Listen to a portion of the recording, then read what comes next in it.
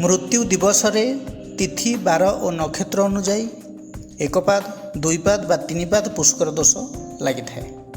12 दोष एकपाद फल कृषि हानि, तिथि दोष एकपाद फल गोधन हानि एवं नक्षत्र दोष एकपाद कुटुंब हानि। जदि तीनोटी जाक दोष एकत्र हेले तेबे तीनिपाद पुष्कर दोष लगी था, जहाँकि अत्यंत अशुभ होता है।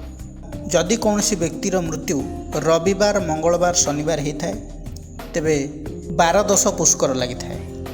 जदि कौनसी व्यक्तिर मृत्यु दिवस रे कृत्तिका पुनर्वसु उत्तराषाढ़ा उत्तरा फाल्गुनी पूर्व भाद्रपद और विशाखा यही नक्षत्र मध्यरु कौनसी नक्षत्र भोग होता है तेबे नक्षत्रगत पुष्कर दोष लगी था।